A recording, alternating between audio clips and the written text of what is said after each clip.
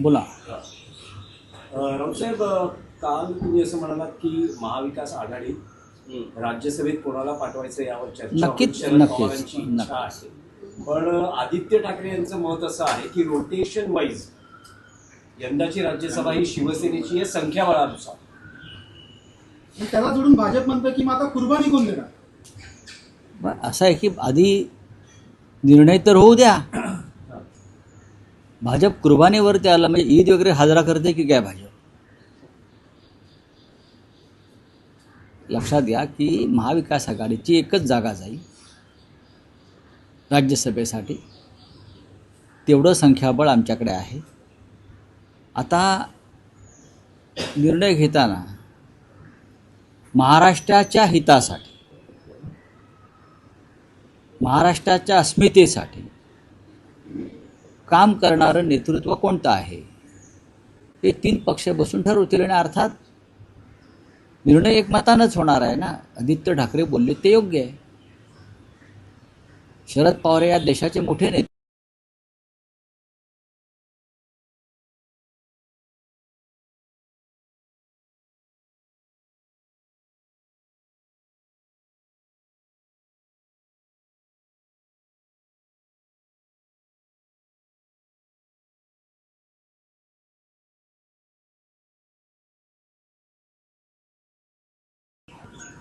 त्याच्यावर निर्णय घ्यावा लागेल.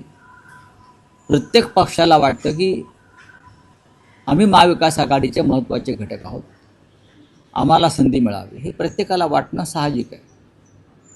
पण आम्ही एकत्र बसू आणि निर्णय घेऊ आणि महाराष्ट्राच्या हिताचा निर्णय घेऊ. मराठी भाषिकांनी संसदेमध्ये जाऊन महाराष्ट्राचे प्रश्न मांडावे यासाठी आम्ही तिथे जातो सगळे. त्याच्यामुळे त्याच गुणवत्तेवरती कोणी तिथे जाऊन यावेळेला प्रतिनिधित्व करायचं हे 3 पक्ष एकत्र बसून ठरवतील. नाही, पण राऊतसाहेब, जेव्हा शरद पवार इच्छा व्यक्त करतात की त्यांना राज्यसभेवर जायचं आहे, त्यावेळेस महाविकास आघाडीतले 2 प्रमुख पक्ष काँग्रेस आणि शिवसेना उद्धव बाळासाहेब ठाकरे पक्ष, यांचं मत काय आहे? सुरुवातीला अशी झटापट होते सर्वच राजकारणामध्ये. सुरुवातीला अशा प्रकारची झटापट ही होते, राजकारण आहे ना. पण शेवटी आम्ही एकत्र बसून एकमतानं निर्णय घेतला जाईल. त्याच्यामध्ये काँग्रेस असेल, राष्ट्रवादी काँग्रेस असेल, काँग्रेसचा निर्णय हा दिल्लीतून होतो, बरोबर. शिवसेना आणि राष्ट्रवादी काँग्रेस, शरद पवार हे निर्णय मुंबईतच होतात किंवा महाराष्ट्रात होतात.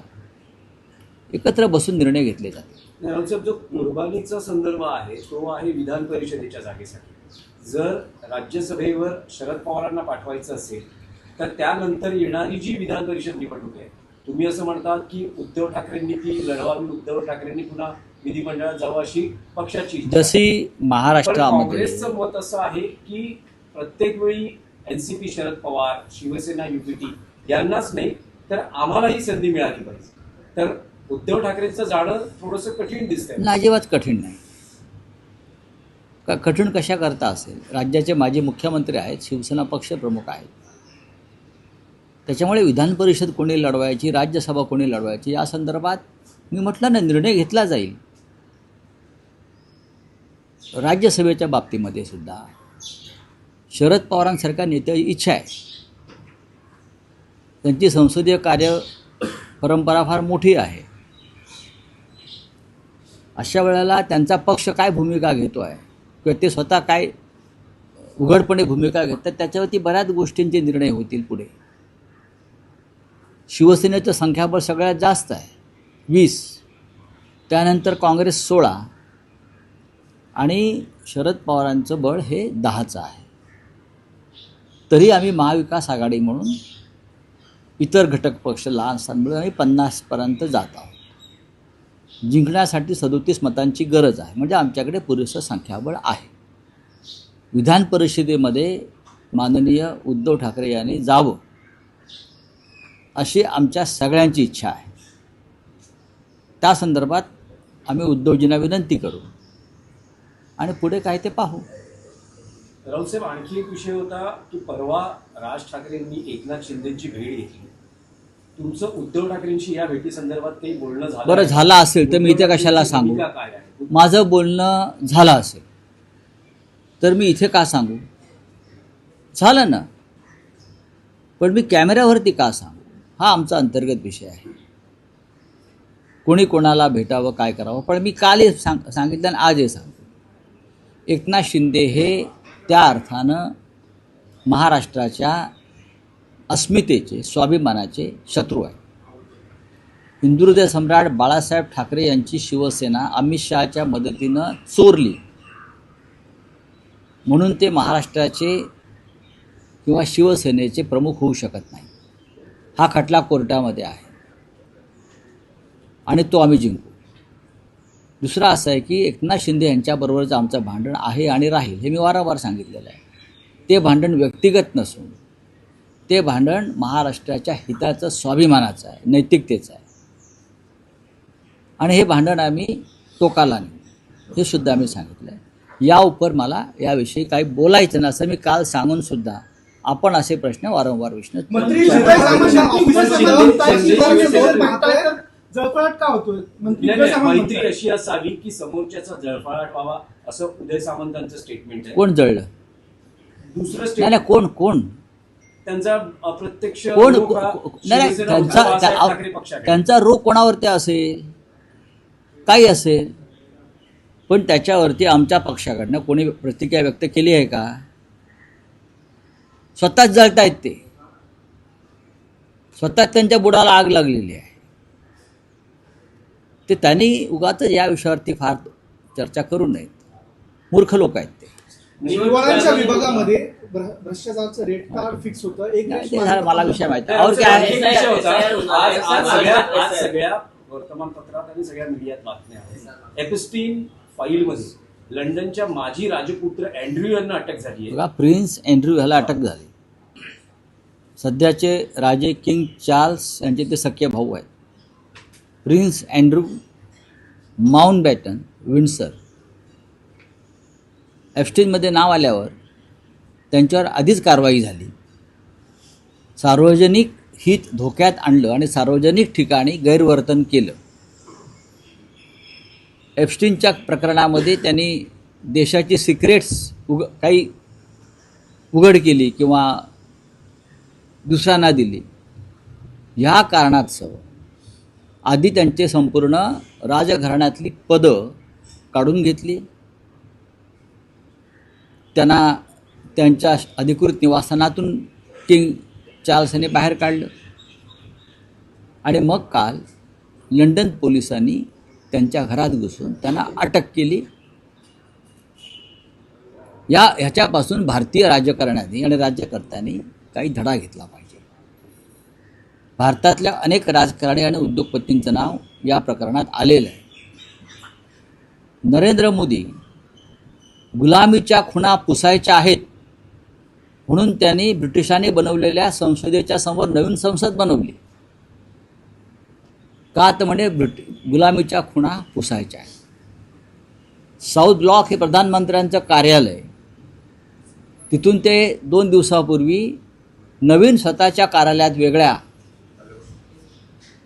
येऊन बसले, निर्माण केलं. का तर गुलामीच्या खुणा पुसायच्या आहेत. पण त्या ब्रिटननं राजघराण्यातल्या राजपुत्रावरती कारवाई केली, त्याला तुरुंगात पाठवलं एप्स्टीन प्रकरणात. आणि आजही काही मंत्री जे सरळ एप्स्टीनच्या संदर्भात रेकॉर्डवरती आले आहेत ते आपल्याबरोबर वावरत आहेत आणि फिरत आहेत आणि मंत्रिमंडळात आहेत. कसली गुलामीच्या गोष्टी तुम्ही करताय? ब्रिटन द ग्रेट का आहे? द ग्रेट ब्रिटन का म्हणतात? द ग्रेट ब्रिटन अजूनही म्हणतात. ते यासाठी तिथे कायदा सगळ्यांसाठी समान आहे आणि लोकशाहीमध्ये जनतेच्या हक्काचं रक्षण केलं जातं. आणि भारतामध्ये नेमकं उलट आहे. नुसतं संसदेची इमारत बदलून आणि साऊथ ब्लॉकचं कार्यालय बदलून गुलामी नष्ट होत नाही. उलट तुम्ही देशाला जास्त गुलाम करतात मिस्टर नरेंद्र मोदीजी. पण तुम्हाला असं वाटतं की भारतात अशा प्रकारची कारवाई होऊ शकते का? आणि समजा होणार नसेल तर त्यामागची ज्या अर्थी हरदीप पुरीचं असंख्य वेळा नाव, 9 वेळा भेटीगाठी आणि ते सुद्धा मोदी प्रधानमंत्री झाल्यावर झालेल्या भेटीगाठी. ते जर समोर आलं असेल आणि हरदीप पुरींना जर मोदी हात लावत नसतील, याचा अर्थ हरदीप पुरीकडे काहीतरी महान सिक्रेट्स आहेत त्याच्या मुठीमध्ये आणि त्याला घाबरून पुरीवरती कारवाई होत नाही, अनिल अंबानीवरती कारवाई होत नाही. इटलीच्या प्रधानमंत्र्यांनी मेलिना यांनी बिल गेट्सच्या लॅबमधून निर्माण होणाऱ्या सर्व उत्पादनांवरती इटलीमध्ये बंदी घातली, एप्स्टीन फाईलमध्ये नाव आल्यामुळे. आणि आम्ही बिल गेट्सचं स्वागत करतो देशामध्ये. चंद्रबाबू नायडू स्वागत करतात, दिल्लीत त्याचं स्वागत होतं. तो कीनोट स्पीकर असतो, लोकांनी विरोध केल्यावर त्याला भाषण करू दिलं नाही. हा कसल्या गुलामीच्या गोष्टी करताय तुम्ही? चला,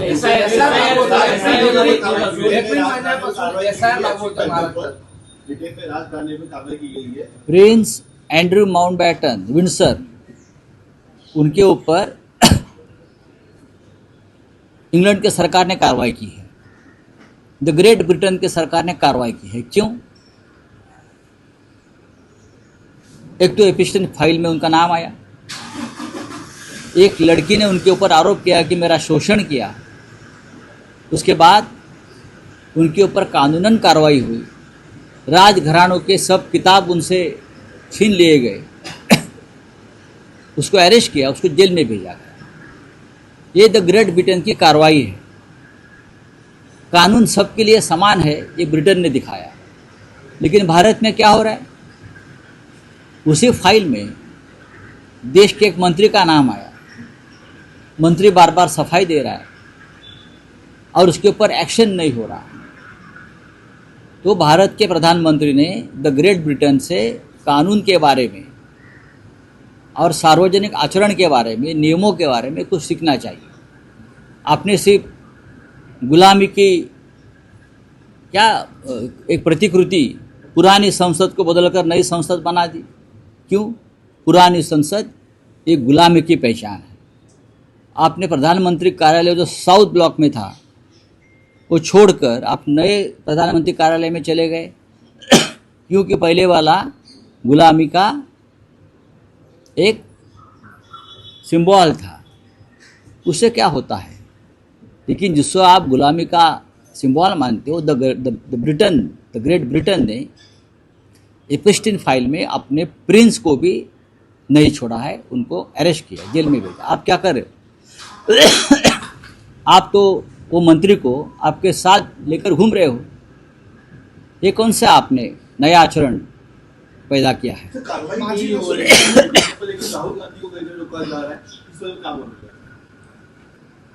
यही तो गुलामी है नहीं, और यही तो हुकुमशाही है, तानाशाही है.